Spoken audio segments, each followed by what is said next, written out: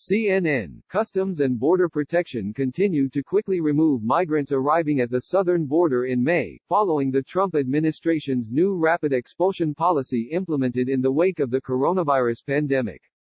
Of the 21,475 people arrested on the southern border last month, 19,707 were expelled from the U.S. under a public health order put in place in March, according to data released Friday. The overall number of people arriving at the southern border rose from the previous month. Border arrests, a measure of illegal crossings, increased from about 16,000 in April to more than 21,000 in May. However, the number of migrants arriving at the southern border is down drastically from last year. Last May, 132,856 people were apprehended at the peak of the 2019 migrant border crisis, which stemmed largely from families fleeing the Northern Triangle countries of Guatemala, Honduras and El Salvador. Demographics have also shifted since last year. Most people currently encountered illegally crossing the border are single adult men from Mexico.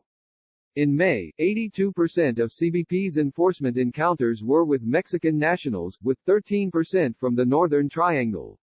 In May 2019, only 16% of migrants were from Mexico and 72% were from the Northern Triangle, according to the agency. Last month, the administration extended travel restrictions and stringent border control measures related to the coronavirus pandemic. Even as the United States moves toward reopening, the federal government is not ready to ease measures put in place in March that largely sealed off the U.S. to stem the spread of COVID-19.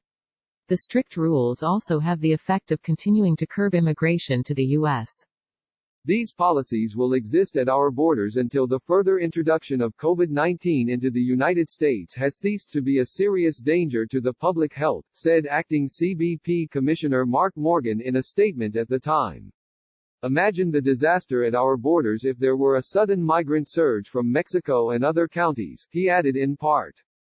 Earlier this week, CNN reported that the Trump administration is preparing to roll out another set of restrictions on legal immigration, citing the impact of the coronavirus pandemic, even as it argues for the reopening of the U.S. economy, according to sources familiar with the deliberations. The administration has pressed forward with a series of immigration measures that, prior to coronavirus, had struggled to break through. Among those changes is the closure of the southern border to migrants, including those seeking asylum, unless certain conditions are met.